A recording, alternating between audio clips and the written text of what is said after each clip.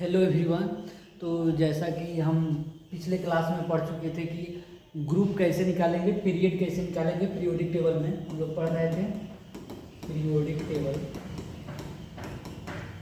इसमें बताए थे कि अगर जेड एटॉमिक नंबर अगर 58 से 71 होगा और जेड एटॉमिक नंबर अगर 89 से 103, तो ये किस ब्लॉक का एलिमेंट होता है? F block. F block element. और ये कौन सा ग्रुप का होगा? Third B group. उसके बाद बताए थे कि अगर एटॉमिक नंबर 101 से लेकर 118 के बीच, तो इसमें ग्रुप नंबर निकालने का बताए थे कि last two digit of atomic number. तो इसमें बताए भी थे हम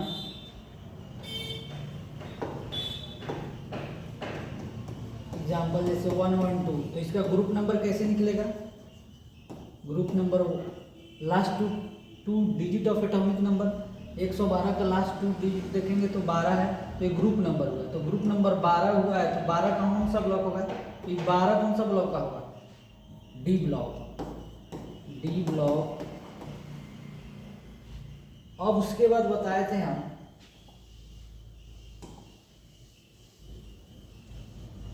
कि पीरियड नंबर कैसे निकालते हैं। तो आउटर मोस्ट इन बराबर था पीरियड नंबर। तो पीरियड नंबर कितना है? 1 2 3 4 5 6 7। यहाँ पे हम इनर्ट गैस का लिखना है helium, neon, argon, krypton, xenon, radon और ऑर्गेनिज्म। 2 3 18 36 54 इस तरह निकालते हैं मैजिक नंबर से। 2 8 8 18 18 32 इस तरह मैजिक नंबर से हम निकालते हैं एटॉमिक नंबर। अगर किसी एटॉमिक नंबर, हर किसी का एलिमेंट का एटॉमिक नंबर याद करना बहुत दिक्कत होगा, तो मैजिक नंबर से हम निकाल सकते हैं। उसके बाद हम पढ़ाए थे, अब हम पढ़ाएंगे ब्लॉक आइडेंटिफिकेशन।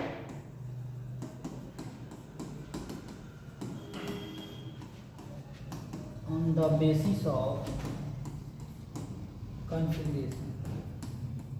अब कॉन्फ़िगरेशन के आधार पर हम बताएंगे कि कॉन्फ़िगरेशन दिया हुआ है तो उस कौन सा ग्रुप का होगा, कौन सा ब्लॉक का होगा।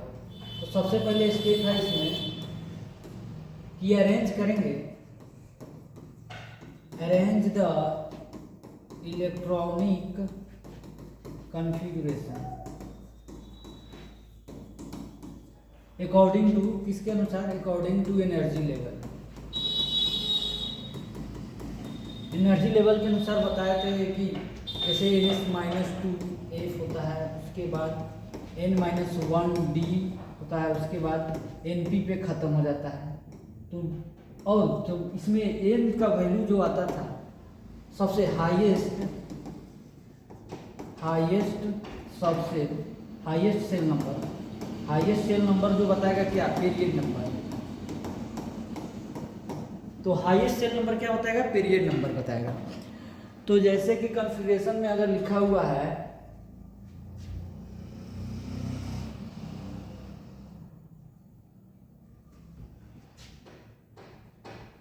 स्टेप, जैसे एग्जांपल कॉन्फ़िगरेशन में लिखा है 1s2 2s2 3s2 2p4, तो अरेंज किया हुआ है।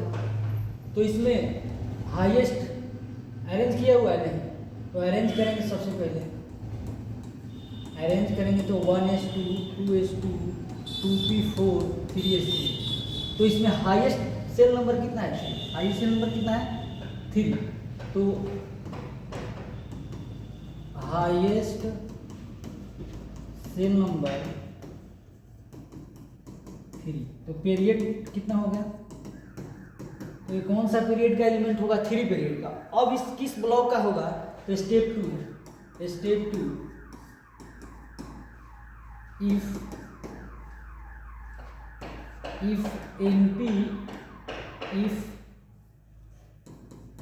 electron in np, तो कौन सा ब्लॉक होगा? np में अगर इलेक्ट्रॉन लास्ट इलेक्ट्रॉन है तो ब्लॉक कौन सा होगा? p block. कौन सा? p block. p block. उसके बाद स्टेप 3 है, इफ इलेक्ट्रॉन, अगर इलेक्ट्रॉन p में np में नहीं है तो s, np में नहीं है तो s हो सकता है, f हो सकता है और d हो सकता है। If electron absent in np, तो कौन सा ब्लॉक हो सकता है? s भी हो सकता है, p तो होगा नहीं, d होगा या f होगा। अब इसमें कॉन्फ़िगरेशन लिखेंगे, हिंदी में हम लिख दे रहे हैं।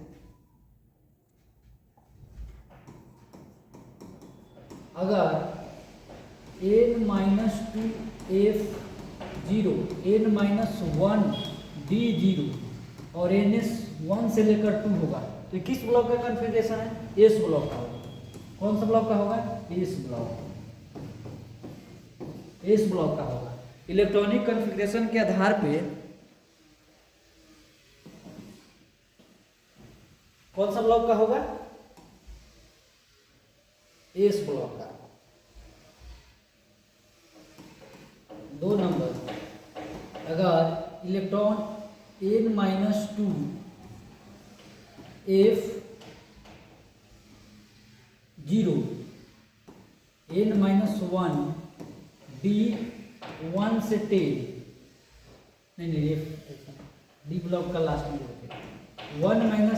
n-2 f1 से 14 n-1 d f में 0 से लेकर 1 और ns2, तो किस ब्लॉक का एलिमेंट होगा? f ब्लॉक का।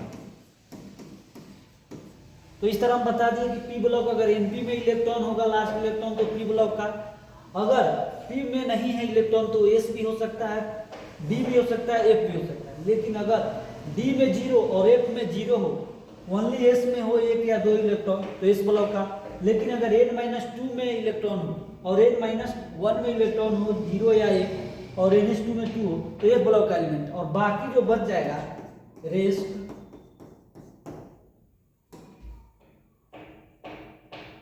कहाँ चला जाएगा? रेस्ट कॉन्फ़िगरेशन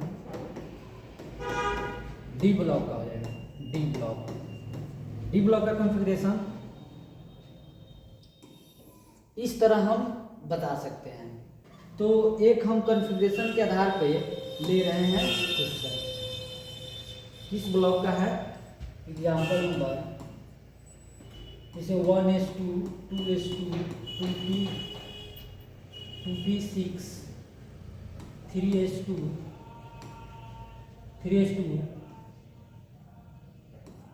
4s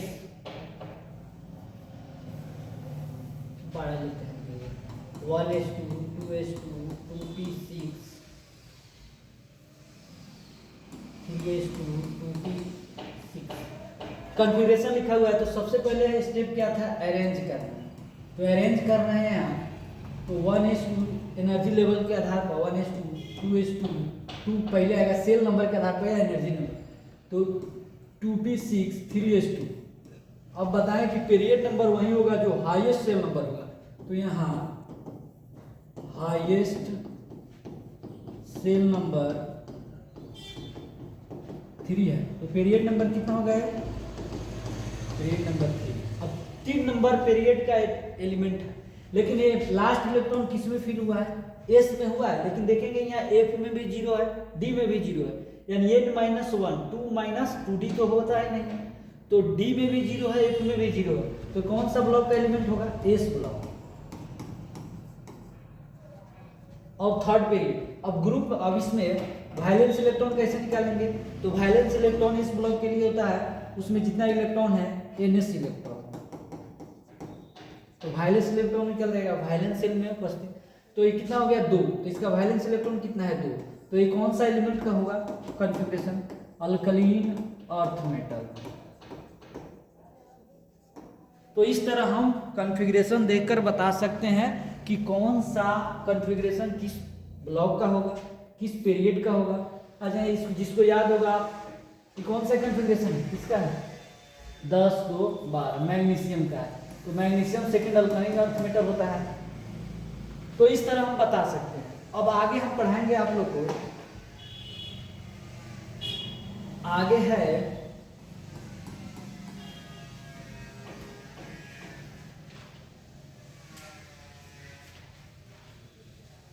अब हम लिखा है हमें वाइलेंस इलेक्ट्रॉन कैसे निकालें। वाइलेंस इलेक्ट्रॉन इन ब्लॉक केमिस्ट्री। जैसे इस ब्लॉक, तो इस ब्लॉक में इस ब्लॉक एलिमेंट में दो ग्रुप होता है, फर्स्ट और सेकेंड। इसको बोलते हैं अल्कली मेटल, इसको बोलते हैं alkaline metal, alkaline earth metal. तो इसके आगे है, इसमें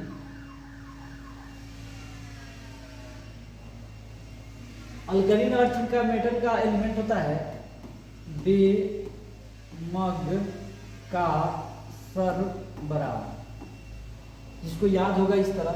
तो इसमें कॉन्फ़िगरेशन लिखेंगे तो ये सेकंड पीरियड का होता है, सेकंड पीरियड।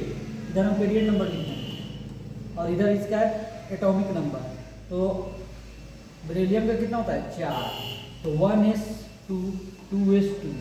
तो देख रहे हैं यहाँ जितना पीरियड नंबर होगा उतना ही यहाँ पे लिखेंगे। तो इसका वाइलेंस इलेक्ट्रॉन कितना होगा? 2। उसी तरह लिखेंगे मैग्नीशियम का, तो 1s2 2s2 2p6 3s2। एक पीरियड नंबर बढ़ गया तो 3s2, या इसी को ऐसे भी लिखते हैं नियॉन 10 और 3s2। तो इसमें इस तरह भी लिख सकते हैं आप। तो यहाँ वाइलेंस इलेक्ट्रॉन कितना होगा? 2। वाइलेंस इलेक्ट्रॉन कितना होगा? 2। इसका होता है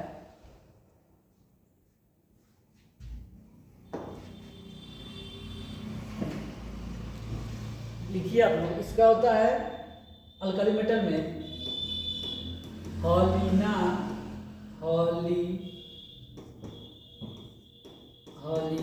के रूबी कैसे फ्रांस के, जिसको याद होगा लिख सकते हैं। तो यहाँ ये कौन सा ग्रुप है? Group first period number 1, period number 2, एक पीरियड 2 3 4 5 6 7 में फ्रांसियम होता है, रेडियो एक्टिव एलिमेंट है। तो इसमें अगर मान लीजिए हम सोडियम का कॉन्फ़िगरेशन लिख रहे हैं तो नियॉन 10 लिख दिए। अभी 3 पीरियड का है तो 3s1। यहाँ पे लिख देंगे आर्गन और 4s1। आर्गन 18 या 19। तो कितना इसमें वाइलेंस इलेक्ट्रॉन कितना हो गया? 1 इलेक्ट्रॉन। तो इस तरह हम इस ब्लॉक का वाइलेंस इलेक्ट्रॉन, पी ब्लॉक में हम वाइलेंस इलेक्ट्रॉन इसलिए बता रहे हैं कि आगे चलकर हाइब्रिडाइजेशन निकालेंगे तो वाइलेंस इलेक्ट्रॉन का ही खेल होगा। तो जिस ग्रुप का होगा उतना ही उसका वाइलेंस सेल होगा सबका। इसमें फर्स्ट है, उसी तरह हम पी ब्लॉक का बताएंगे। तो पी ब्लॉक के लिए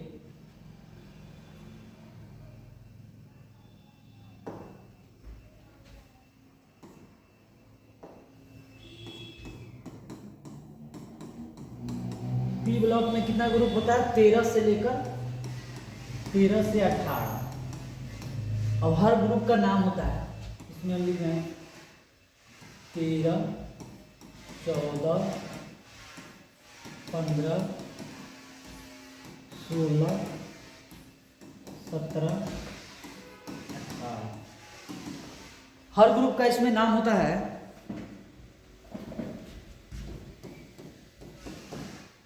13 को बोलते हैं बोरॉन फैमिली, 14 को बोलते हैं कार्बन फैमिली, 15 को बोलते हैं नाइट्रोजन फैमिली,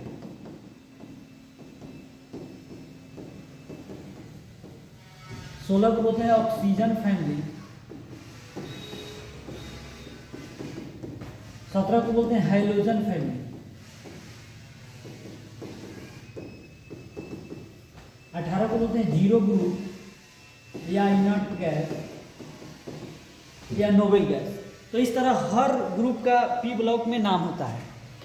तो इसमें एक और नाम होता है इसका, यहाँ पे लिख देते हैं निक्टोजेल, पी साइलेंट होता है निक्टोजेल। फर्टिलाइजर बनाया जाता है इसीलिए इसको निक्टोजेल बोलते हैं। इसमें ऑक्सीजन फैमिली का एक नाम होता है चाल्कोजेन, चाल्कोजेन। और साल्ट फॉर्मिंग हाइड्रोजन फैमिली को बोलते हैं।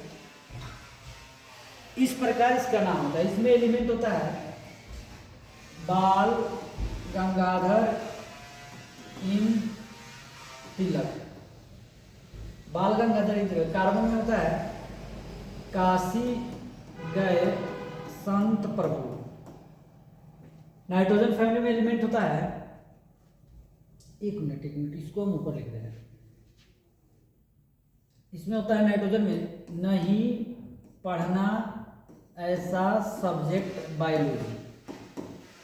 ऑक्सीजन फैमिली में होता है ओल्ड स्टाइल से पीपल। हाइड्रोजन फैमिली में होता है फ्लोरीन, क्लोरीन, ब्रोमीन, आयोडीन। और इनर्ट गैस में होता है हीलियम। तो सेकेंड पीरियड में होता है हीलियम। और यहाँ हो गया helium, neon, argon, krypton, xenon, radon. नीचे वाले नहीं लिखा है। यहाँ पे एटॉमिक नंबर हो गया कितना, बोरॉन का 5, इसमें 8 जोड़ेंगे तो 13, इसमें 18 जोड़ेंगे तो कितना 31। इस तरह हम तो मैजिक नंबर से निकाल सकते हैं। तो इसमें ग्रुप में अगर हम इसका कॉन्फ़िगरेशन लिखेंगे तो कॉन्फ़िगरेशन लिखेंगे, चलिए हम एक अलग से बता दें। यहाँ पे लिख के रहे हैं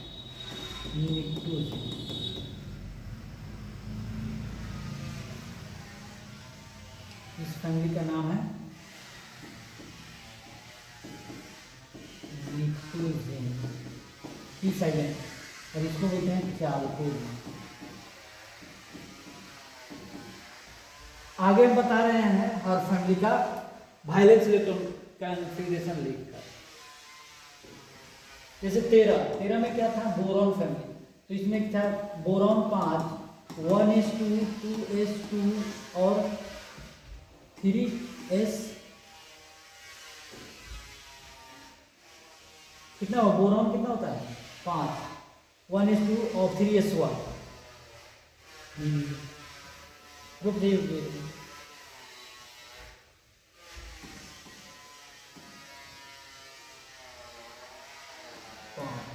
1s2, 2s2, 2p1। तो कितना हो गया, इसमें हाईएस्ट कितना है नंबर, तो सेकंड पीरियड का एलिमेंट है, पी ब्लॉक का है, एक इलेक्ट्रॉन आया है। तो वायलेंस इलेक्ट्रॉन देखिए दोनों इसमें वायलेंस इलेक्ट्रॉन निकालेंगे क्या है,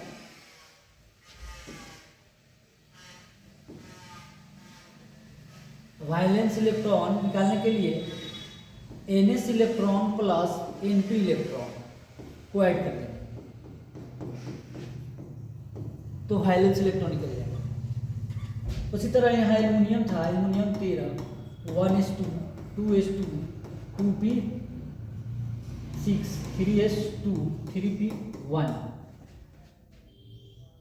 तो इसमें हाईएस्ट 2 है 3s2। इसमें ns के इलेक्ट्रॉन और p के इलेक्ट्रॉन जोड़ेंगे तो वायलेंस इलेक्ट्रॉन कितना निकल जाएगा, t। यहाँ भी कितना आ रहा है, t। तो अगर किसी को याद करना है कैसे वायलेंस इलेक्ट्रॉन होगा, इसमें सब पी ब्लॉक के सब ग्रुप में पी ब्लॉक के जितना भी पी ब्लॉक में है 13, 14, 15, 16, 17, 18। तो इसमें जितना 3 लिखा हुआ है तो वायलेंस इलेक्ट्रॉन हो जाएगा 3। इसमें 4 लिखा हुआ है तो 4, इसमें 5 लिखा हुआ है तो 5, 6 लिखा हुआ है तो 6, 7 लिखा हुआ है तो 7, 8 लिखा हुआ है तो 8। ये वायलेंस इलेक्ट्रॉन हम अपने से बता रहे हैं कि वायलेंस इलेक्ट्रॉन आप कॉन्फ़िगरेशन लिखिए। चलिए नाइट्रोजन फैमिली का निकाल रहे हैं। नाइट्रोजन कितना होता है 7, 1s2, 2s2, 2p4। तो NS का इलेक्ट्रॉन, तो NS का इलेक्ट्रॉन कितना है इसमें, NS और P का इलेक्ट्रॉन, तो कितना वैलेंस इलेक्ट्रॉन हो जाएगा 6। देखिए 6 आएगा। तो जो जिस फैमिली का है उसका लास्ट वाला डिजिट देकर बता देंगे P ब्लॉक में कि उसका वैलेंस इलेक्ट्रॉन होगा। आगे हम पढ़ाएंगे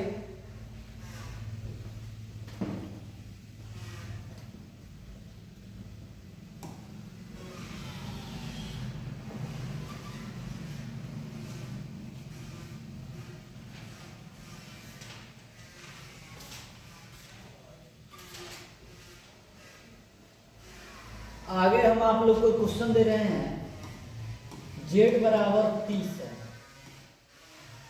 तो ये किस ग्रुप का, किस पीरियड का, और इसमें बताना है पीरियड बराबर वाट, ब्लॉक बराबर वाट, और पीरियड ब्लॉक और ग्रुप बताना है कि Z बराबर 30 है।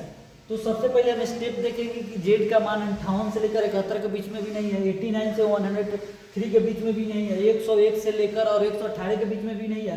तो बाकी के लिए बताए थे कि Z प्लस ग्रुप नंबर निकालने का फॉर्मूला बताया था, या ट्रिक जो भी है formula, Z plus 18 minus next inert gas,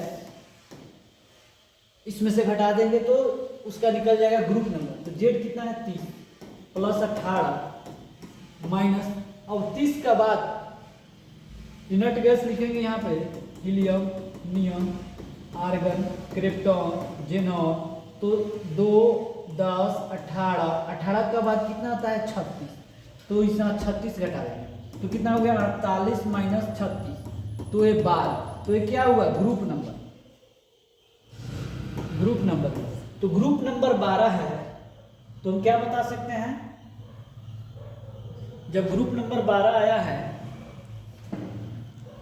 तो ग्रुप नंबर 12 कितना है, ग्रुप नंबर 12, तो 12 किसमें होता है डी ब्लॉक, तो ब्लॉक भी आ गया, ग्रुप नंबर भी आ गया और डी ब्लॉक एलिमेंट हो गया। पीरियड नंबर निकालने के लिए अब इसमें पीरियड नंबर कन्फिग्रेशन निकालना पड़ेगा। पीरियड नंबर अब 30 था जेड, तो जिंक का होता है, तो जिंक कौन सा पीरियड का होगा।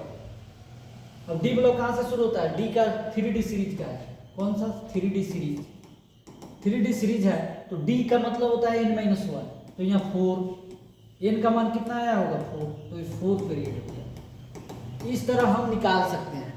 तो आगे हम बताएंगे आप लोग को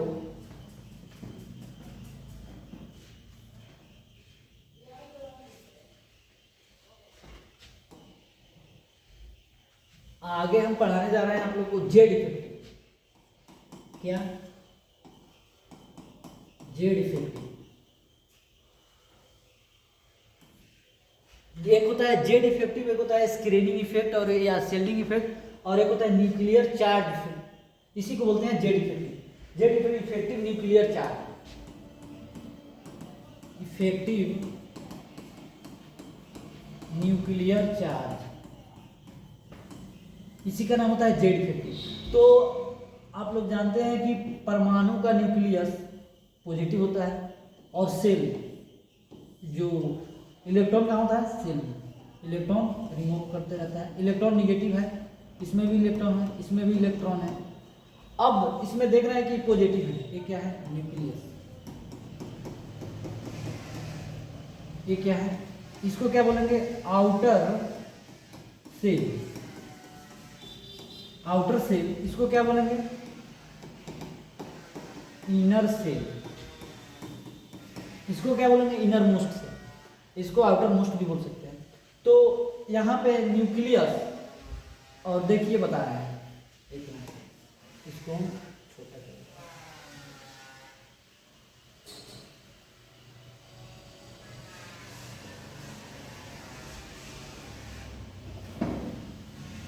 तो यहाँ पे है कि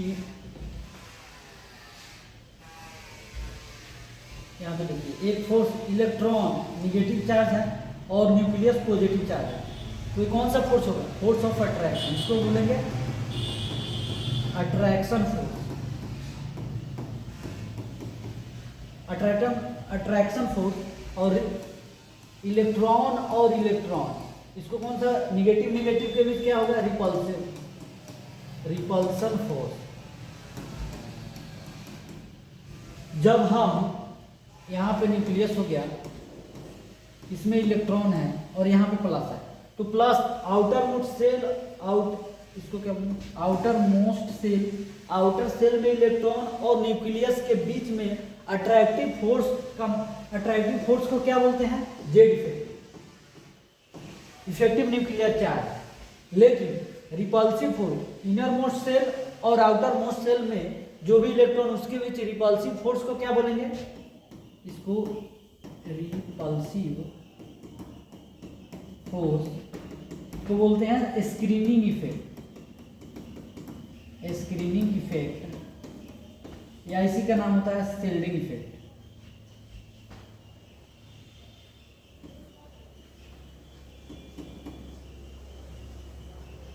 स्क्रीनिंग इफेक्ट आगे हम लिख दे रहे हैं,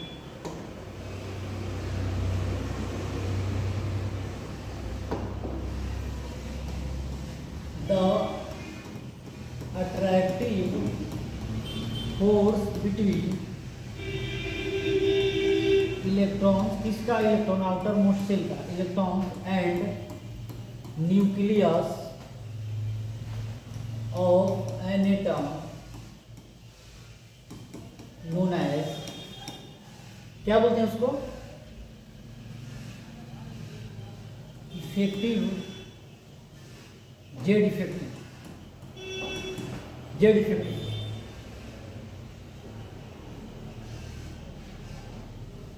और रिपल्सिव फोर्स को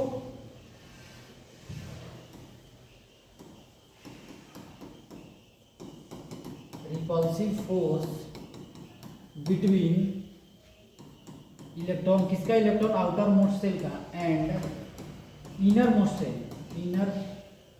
सेल उसको क्या बोलते हैं, known as screening effect.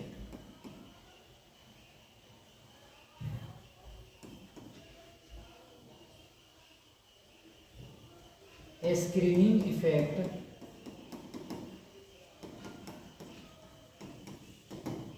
Repulsive force को बोलेंगे स्क्रीनिंग इफेक्ट और जेड इफेक्टिव। तो इसका मान अलग अलग एलिमेंट के लिए अलग अलग होता है, ग्रुप में एक अलग होता है, पीरियड में अलग होता है, पढ़ना नहीं है क्योंकि हम आपको रिवीजन करा रहे हैं। तो आगे है, अब जेड इफेक्टिव कैसे निकालते हैं, इसका मेन जो पॉइंट है।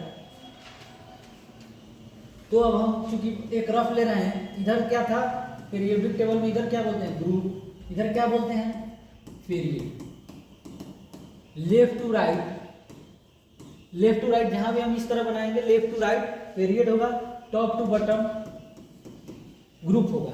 तो अब हम बताएंगे कि इसका जो जेड इफेक्टिव का यूजफुल है, जेड इफेक्टिव।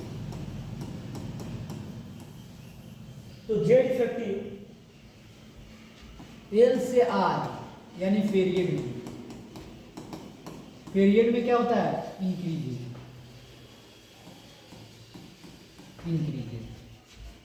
एक नंबर पॉइंट। 2 नंबर, जब भी हम पीरियड में देखेंगे किसी भी, चाहे आईपी निकालेंगे या इलेक्ट्रॉन एफिनिटी या इलेक्ट्रोनिगेटिविटी, तो हमेशा पीरियड में क्या देखेंगे, जेड इफेक्टिव देखेंगे। जेड इफेक्टिव पीरियड में बढ़ता है, इंक्रीजेज, इसका मतलब हो गया इंक्रीजेज। और उसके बाद जेड इफेक्टिव का एक है नाप के बढ़ा दो, नाप के बढ़ा दो का मतलब इंक्रीज। अब नाप के बढ़ा देने का मतलब क्या हुआ, अब हम बता रहे हैं आपको, इसका नाप के बढ़ा दो का मतलब हो गया यहाँ पे, इसका मतलब हो गया, यहाँ पे लिख रहे हैं हम निगेटिव, इसका मतलब हो गया एटम, न्यूट्रल एटम, इसका मतलब हो गया पॉजिटिव। तो जेड इफेक्टिव जितना पॉजिटिव चार्ज होगा उसका उतना ही ज्यादा होगा, जितना नेगेटिव चार्ज होगा उतना ही कम होगा। न्यूट्रल होगा तो उसका भी मतलब, जैसे एग्जांपल यहाँ पे हम बता रहे हैं I- I+ और I, इसमें जेड इफेक्टिव का बताना है। बिना जेड इफेक्टिव के हम इसका साइज का भी ऑर्डर नहीं बता सकते। तो जेड इफेक्टिव का ऑर्डर क्या हो जाएगा, बता रहा है कि नाप के बढ़ा दो, तो सबसे ज्यादा किसका होगा, पॉजिटिव चार्ज का, पॉजिटिव चार्ज का सबसे ज्यादा है, उसके बाद न्यूट्रल एटम का, उसके बाद माइनस का, यानी जेड इफेक्टिव का ऑर्डर हो गया। तो जितना पॉजिटिव चार्ज होगा उसका उतना ही क्या होगा, जेड इफेक्टिव होगा। लेकिन स्क्रीनिंग इफेक्ट जो न्यूक्लियस के जितना पास होगा उसका ज्यादा होगा।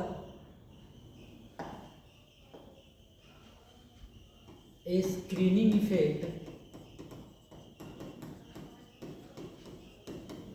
एस सब सेल का ज्यादा होगा, एस सेल का ज्यादा होगा, तब पी का ज्यादा होगा, तब डी का ज्यादा होगा, सबसे कम एफ का होगा। Order of screening effect. तो इनऑर्गेनिक में ज्यादा आपको ऑर्डर याद करना है, हाँ, लेकिन हम समझदारी के लिए बता दिए। चलिए ये भी पूछा हुआ है। अब आगे हम पढ़ाएंगे आप लोग को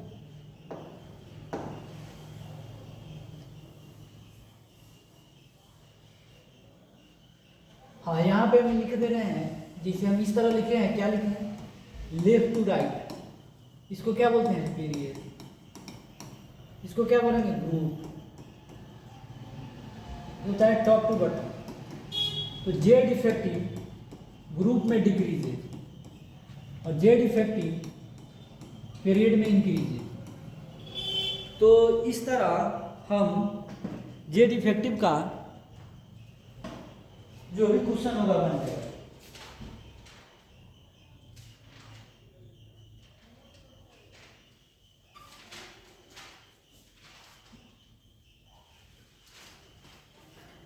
अब हम आप लोग को बताएंगे रेडियस के बारे में। क्या, रेडियस के बारे में।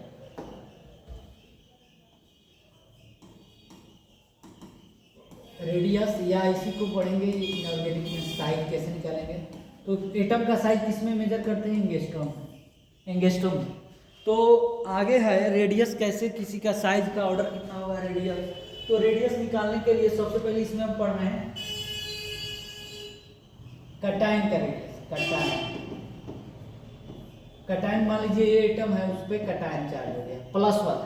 तो कटायन चार्ज मान लीजिए, तो कटायन चार्ज के लिए, तो कटायन चार्ज कटायन कैसे बनता है, तो इलेक्ट्रॉन का लूज करने पे बनता है कटायन चार्ज। तो कोई ये एटम है, इलेक्ट्रॉन का लूज किया है, मान लीजिए 1 इलेक्ट्रॉन का लूज किया है, तो 1 इलेक्ट्रॉन, 2 इलेक्ट्रॉन लूज करेगा 2+, 3 इलेक्ट्रॉन लूज करेगा तो 3+। तो अब यहाँ पे हम देख रहे हैं, मान लीजिए यहाँ पे हम सोडियम ले रहे हैं, सोडियम जब 1 इलेक्ट्रॉन का लूज करता है तो सोडियम Na+ बनाता है। तो अब इसमें हम देख रहे हैं कि इलेक्ट्रॉन कितना है, इसके एटॉमिक नंबर, न्यूट्रल एटम है तो इलेक्ट्रॉनिक नंबर के एटॉमिक नंबर के बराबर कितना हो जाएगा, 11। Proton always equal to atomic number, तो 11। यहाँ देख रहे हैं कि इलेक्ट्रॉन कितना हो गया, 10, 1+ है तो लूज किया तो 1 कम हो गया। और प्रोटॉन कितना, ऑलवेज एटॉमिक नंबर। यहाँ देख रहे हैं कि यहाँ पे अगर हम निकालें तो ओवरऑल पॉजिटिव चार्ज, क्योंकि प्रोटॉन कैसा होता है, पॉजिटिव, ओवरऑल पॉजिटिव चार्ज हुआ। और यहाँ चलिए, तो पॉजिटिव चार्ज हुआ तो यहाँ जेड इफेक्टिव कैसा हो जाएगा, अट्रैक्टिव फोर्स है, तो इलेक्ट्रॉन, यहाँ इलेक्ट्रॉन कम है, प्रोटॉन ज़्यादा है, न्यूक्लियस भी पॉजिटिव और प्रोटॉन यहाँ जो रिजल्ट आया वो भी पॉजिटिव। तो यहाँ जेड इफेक्टिव अट्रैक्टिव फोर्स बढ़ेगा कि कम होगा, अट्रैक्टिव फोर्स बढ़ जाएगा, तो जेड इफेक्टिव भी बढ़ जाएगा। तो जेड इफेक्टिव बढ़ जाने के कारण यहाँ पे जैसे अब जेड इफेक्टिव बढ़ा है तो साइज कैसे निकालते हैं, ये न्यूक्लियस हो गया, इसमें जो सेल है, मान लीजिए पहले न्यूट्रल एटम था, यहाँ पे मान लीजिए बना रहे हैं, न्यूट्रल एटम था, सोडियम में 3 सब सेल होगा, 3 ऑर्बिट होगा, तो इसमें इलेक्ट्रॉन पहले यहाँ तक था, यहाँ तक इलेक्ट्रॉन था। अब इलेक्ट्रॉन चूंकि कम हो गया तो मान लीजिए यहाँ तक आ गया, तो अट्रैक्टिव फोर्स किसमें ज़्यादा लग रहा है, अट्रैक्टिव फोर्स, इलेक्ट्रॉन कम हो गया तो रेडियस छोटा हो गया ना, तो रेडियस यहाँ से यहाँ तक रेडियस मापते हैं, तो क्या रेडियस साइज या रेडियस डिक्रीजेज। मतलब कहने का मतलब ये हुआ कहने का मतलब हम एक बार और बता रहे हैं, जैसे यहाँ पे सोडियम प्लस है, सोडियम है और सोडियम प्लस है, इसमें इलेक्ट्रॉन कितना है 11, प्रोटॉन कितना है 11, इसमें इलेक्ट्रॉन कितना है 10, इसमें प्रोटॉन कितना है 11। तो जब हम यहाँ पे बता रहे थे कि अट्रैक्टिव फोर्स, जो भी अट्रैक्शन फोर्स है उसी को क्या बोलते हैं जेड इफेक्टिव। और बाय सेल के इलेक्ट्रॉन में, मतलब सेल में और न्यूक्लियस में जो अट्रैक्टिव फोर्स है उसी को क्या बोल रहे हैं जेड इफेक्टिव।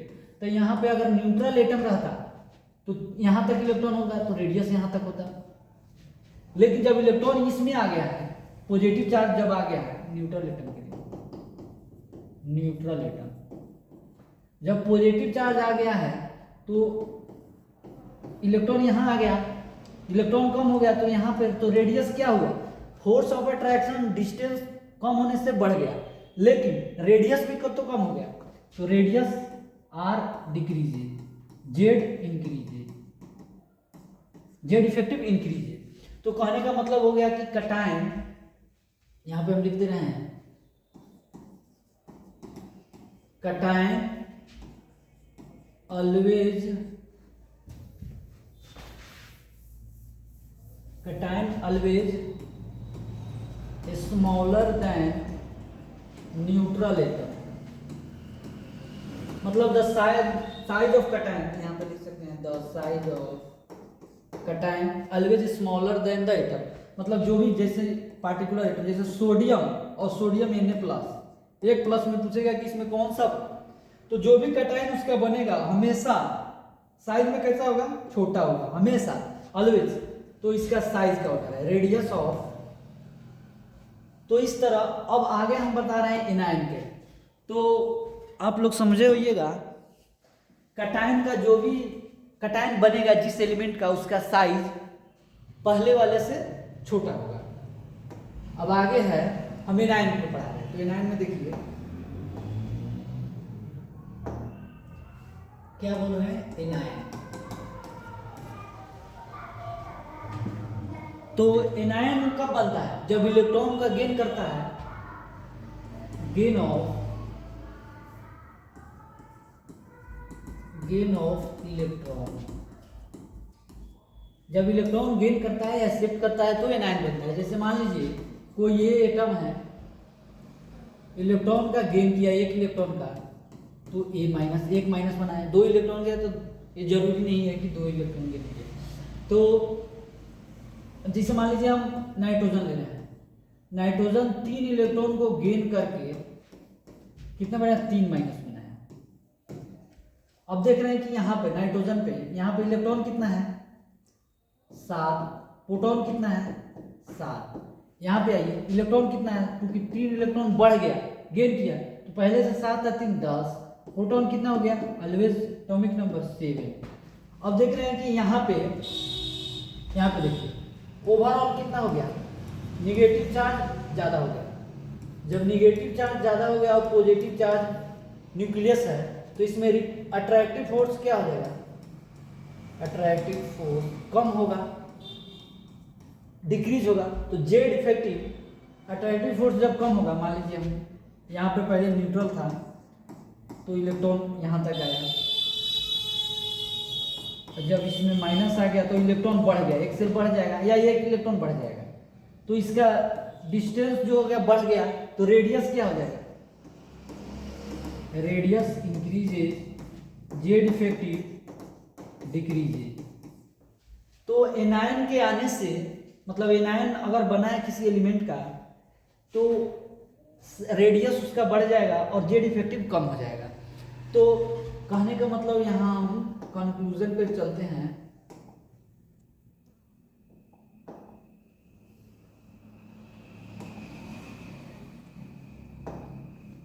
कि Z effective directly proportional to positive charge और ये होता है निगेटिव चार्ज, ये तो हुआ, और साइज या रेडियस ये इनवर्सली प्रोपोर्शनल टू क्या होगा, जेड इफेक्टिव। यानी जितना ज़्यादा जेड इफेक्टिव बढ़ेगा उसका रेडियस उतना ही कम होगा। तो इस तरह हम अब साइज जेड इफेक्टिव का अब हो गया। अब जेड इफेक्टिव का क्वेश्चन अब हम बनाते हैं। तो इस पे एक और लिखिए आप लोग, क्या छूट गया?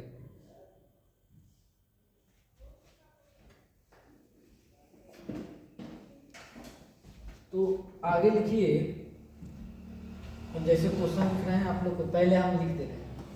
इसे क्या हुआ, period, left to right period हुआ, टॉप टू बॉटम ग्रुप हुआ।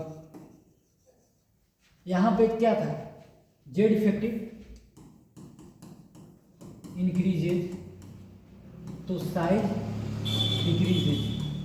हाँ, size decreases up to halogen, किसी में एक्सेप्शन भी होता है, हाँ, लेकिन नॉर्मल ट्रेंड है जनरल। यहाँ पे जेड इफेक्टिव ग्रुप में डिक्रीजेज तो साइज इंक्रीजेज। तो इस तरह हम एक, चूंकि हम रिवीजन करा रहे हैं तो इसमें हम इस तरह हम जितना जल्दी शॉर्ट में पढ़ेंगे उतना ही फायदा होगा। आगे है इसमें,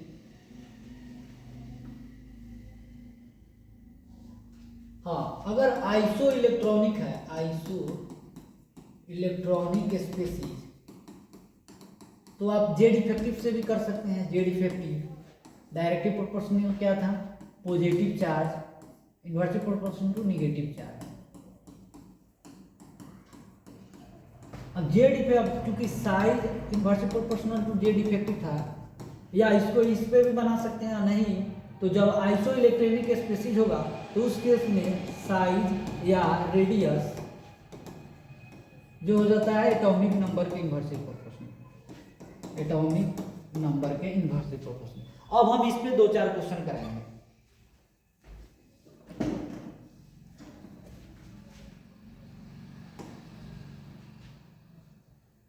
अब क्वेश्चन है जैसे ए प्लस और ए माइनस, एक ही एलिमेंट पर प्लस है, एक ही एलिमेंट पर माइनस है, तो इसमें साइज ऑफ रेडियस का ऑर्डर बताना है। तो रेडियस का ऑर्डर बनाने के लिए सबसे पहले एनायन क्या होता है, ज्यादा है, तो एनायन का ज्यादा हो गया। उसके बाद एनायन का सबसे ज्यादा, अब देखेंगे कैटायन और न्यूट्रल, तो कैटायन सबसे छोटा होता है, तो कैटायन सबसे छोटा, उससे ज्यादा ई। तो एक ऑर्डर बना कि अगर सेम एलिमेंट का, यहाँ क्या है एनायन और यहाँ क्या है न्यूट्रल एटम, यहाँ क्या है कैटायन, तो अगर सेम एटम का सेम एलिमेंट, यानी सेम एलिमेंट के लिए एनायन सबसे ज्यादा होगा, उसके बाद न्यूट्रल एटम, उसके बाद कैटायन, सबसे छोटा कैटायन, सेम एलिमेंट होगा तब। अब एक टाइप का तो ये क्वेश्चन हो गया। अब एक टाइप का ये भी पूछता है कि आइसो इलेक्ट्रॉनिक, जैसे सोडियम पर 1 प्लस, मैग्नीशियम पे 2 प्लस, एल्युमिनियम पे 3 प्लस, रेडियस का ऑर्डर, रेडियस ऑर्डर। तो इसमें क्या हुआ, तो ये देख रहे हैं कि इसमें इलेक्ट्रॉन कितना है 10, इसमें भी इलेक्ट्रॉन कितना है 10, इसमें भी इलेक्ट्रॉन कितना है 10, तो कौन सा स्पेसीज होगा, isoelectronic, isoelectronic species. जब आइसो इलेक्ट्रॉनिक स्पेसीज होता है तो बताए थे कि इसमें radius inversely proportional to atomic number, या इस पे बनाइए, नहीं तो Z effective, radius inversely proportional to क्या हो गया जेड इफेक्टिव, 1/जेड इफेक्टिव। तो चलिए जेड इफेक्टिव का ऑर्डर बताइए। Z effective directly proportional to positive charge, जितना जेड इफेक्टिव सबसे ज्यादा एल्युमिनियम का होगा, उसके बाद मैग्नीशियम का होगा, उसके बाद सोडियम का होगा। इसी में हम 3 क्वेश्चन करा रहे हैं। उसके बाद बताना है आपको रेडियस का, तो रेडियस का इसके उल्टा हो जाएगा, यानी Al प्लस ऐसे हो जाएगा, Mg प्लस और Na प्लस, यही या एटॉमिक नंबर की इन्वर्सिटी सोचिएगा तो सही, एटॉमिक नंबर कितना होता है 11, ये कितना होता है 12, ये कितना होता है 13। तो जितना एटॉमिक नंबर ज़्यादा उसका रेडियस सबसे कम। तो देखिए सबसे कम आया। इस तरह भी आप बना सकते हैं। तो आगे है जेड इफेक्टिव पे क्वेश्चन हम पढ़ लेंगे। हाँ ये क्वेश्चन आपको करना है, हाँ इसी में आप लोग लिख लीजिए एक्सेप्शन जो वाला है। एक क्वेश्चन करना है बेरिलियम, नाइट्रोजन और नियॉन रेडियस का ऑर्डर। तो रेडियस का ऑर्डर इसमें क्या होगा, तो चूंकि बताए हैं कि कौन सा लग रहा है सेकेंड पीरियड का है, सेकेंड पीरियड का एलिमेंट है, तो लेफ्ट टू राइट जाएंगे तो साइज बढ़ेगा, left to right size decrease है, जेड इफेक्टिव इंक्रीज है, साइज डिक्रीज है। तो लेकिन यहाँ पे देखिए भान डर वाल रेडियस सबसे ज्यादा होता है, नोबेल गैस में भान डर वाल रेडियस सबसे ज्यादा होता है। तो इसका साइज जो हम सोचेंगे वैसा नहीं होगा, सबसे ज्यादा किसका होगा। हाँ अगर हम सजा के लिख रहे हैं जैसे एक्सेप्शन है, जिसको ऑर्डर नहीं याद करने आता है तो सोचे कि लेफ्ट टू राइट जाते हैं तो साइज डिक्रीज है, तो हम लेफ्ट टू राइट अगर सजाने की कोशिश करेंगे तो सबसे पहले बेरिलियम आता है, तब आता है ऑक्सीजन, तब आता है नाइट्रोजन, तब आता है नियॉन। तो लेकिन डिक्रीज होना चाहिए, लेफ्ट टू राइट डिक्रीज, लेकिन डिक्रीज का मतलब ऐसा होगा, ऐसा होना चाहिए। लेकिन भान डर वाल रेडियस वहीं लिखा है कि यहाँ लिखना पड़ता है पीरियड में, किसी एलिमेंट में यहाँ लिखा है ना साइज पीरियड में डिक्रीजेज, तो यहाँ लिखना पड़ता है अप टू हेलोजन। हेलोजन तो ठीक है, लेकिन भान डर वाल जब रेडियस आता है तो सबसे ज्यादा हो जाता है, तो यहाँ नियॉन ऐसा होना चाहिए था, लेकिन ऐसा ना होकर सबसे ज्यादा हो जाता है नियॉन, यानी भान डर वाल रेडियस। तो और सबसे कम हो गया। तो एक मिनट नाइट्रोजन 7, उसके बाद अब सही होगा।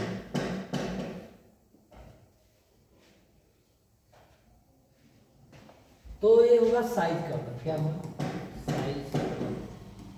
तो इस तरह हम निकाल सकते हैं। एक दो क्वेश्चन और लिखते हैं हम, जैसे ग्रुप नंबर, अब साइड में हम ग्रुप एक एक्सेप्शन वाले चलते हैं, या जो एक्सेप्शन है ग्रुप नंबर 13 को बोलते हैं बोरॉन फैमिली। तो बोरॉन फैमिली में जैसे देखिए, जैसे ग्रुप में तो बड़ा, जैसे हम एक जनरल ट्रेंड बता रहे हैं, जैसे लिथियम, पोटासियम जैसे होता है ना, चलिए हम ये बता रहे हैं बेमग का सरबराह। तो लेफ्ट टू ग्रुप में जा रहा है तो साइज क्या होगा, साइज इंक्रीज। जैसे जैसे सेल नंबर बढ़ेगा उसी से साइज रेडियस इंक्रीज होगा। लेकिन ग्रुप 13 का एलिमेंट क्या होता है, बाल गंगाधर इन तिलक। तो इसमें साइज बढ़ना चाहिए लेफ्ट टू राइट, मतलब टॉप टू बॉटम बढ़ना चाहिए था, बढ़ेगा। लेकिन एक्सेप्शन हो जाता है यहाँ पे एल्युमिनियम और गैलियम, यहाँ हो जाता है ट्रांजिशन कंट्रैक्शन। तो ट्रांजिशन किसके कारण होता है, due to poor shielding of D orbital. तो डी ऑर्बिटल के पुअर शिल्डिंग के कारण ट्रांजिशन कंट्रैक्शन होता है, जिसके कारण गैलियम जैसे जैसे नीचे जाना तो बढ़ना चाहिए था, लेकिन एल्युमिनियम का साइज ज्यादा हो जाता है, यानी radius of aluminium greater than radius of gallium. तो इसका ऑर्डर क्या हो जाएगा, हाँ जहां जहां एक्सेप्शन है वहां याद आपको करना पड़ेगा। तो इसका ऑर्डर क्या हो जाएगा, ग्रुप 13 का साइज का ऑर्डर या रेडियस। तो जैसे हम लिखे थे बाल, जिस तरह इसको याद करेगा वैसे ही जल्दी जल्दी याद होगा, बाल गंगाधर इन तिलक। बढ़ना चाहिए था लेकिन ये हो जाएगा, ऐसे बढ़ेगा ना, लेकिन एल्युमिनियम आ जाता है, एक्सचेंज कर दीजिए तो क्या हो जाएगा, क्या हो जाएगा बोरॉन, उसके बाद गैलियम, उसके बाद एल्युमिनियम, उसके बाद इंडियम, उसके बाद थैलियम। तो साइज क्या,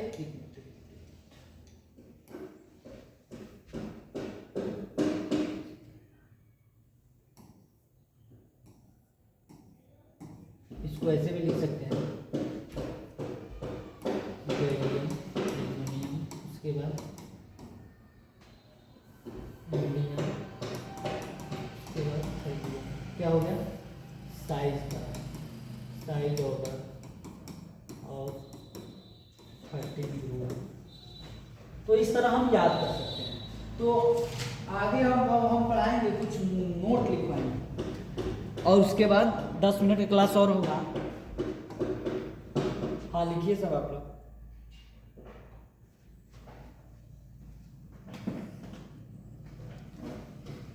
तो आगे है नोट। नोट लिखना है, नोट में लिखना है 1 नंबर में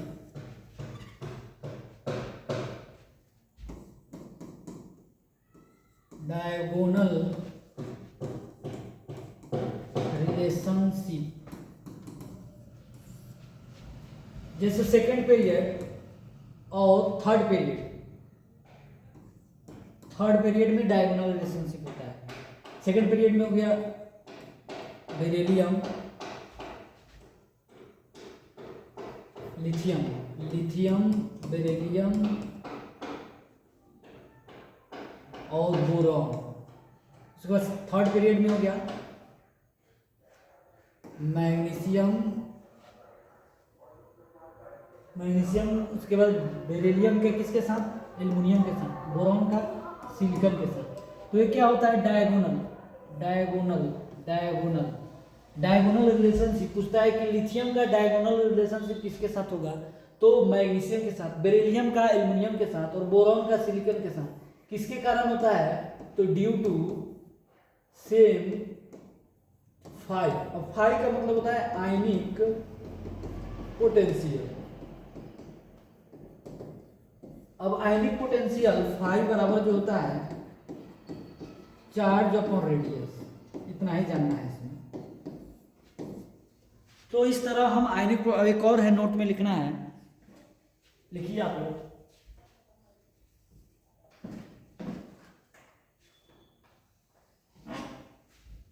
तो आगे है नोट नंबर 2 में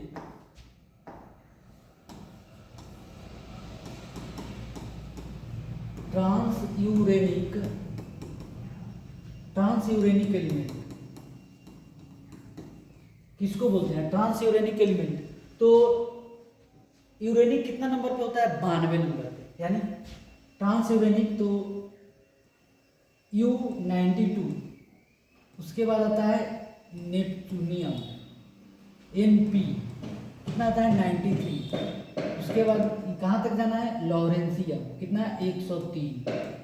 तो इसके बीच वाले को क्या बोलते हैं? मतलब आफ्टर यूरेनियम का बाद जो भी बनता है उसको बोलते हैं ट्रांसयूरेनिक एलिमेंट। मतलब यूरेनियम के बाद जो भी एलिमेंट आएगा तो फर्स्ट है, कहाँ से शुरू होता है? ये हो गया फर्स्ट, ये हो गया लास्ट। पूछेगा कि 92 के बाद वाले एलिमेंट को क्या बोलेंगे? तो ट्रांसयूरेनिक एलिमेंट। लास्ट वाला ट्रांसयूरेनिक एलिमेंट कौन है? लॉरेंसियम, 103 होता है। या हो गया क्या? लॉरेंसियम। Np का मतलब हो गया नेपच्यूनियम। ये क्या कैसे लिखा है? नेपच्यूनियम।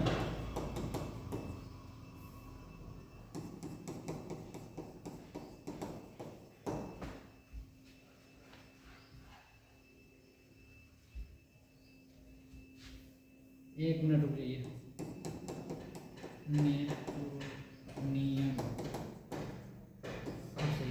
ट्रांसयूरेनिक एलिमेंट। तो 93 से लेकर 103 तक को बोलेंगे ट्रांसयूरेनिक एलिमेंट। तो आज के लिए क्लास इतना ही रहता है, और प्लीज़ आप लोग चैनल सब्सक्राइब कीजिए। इस तरह आपको हम डिटेल में तो नहीं पढ़ा रहे हैं, लेकिन हम रिवीजन करा रहे हैं, और इसमें एक बीच बीच में कभी क्वेश्चन ले गए हैं, तो आप लोग प्लीज़ चैनल को सब्सक्राइब करें।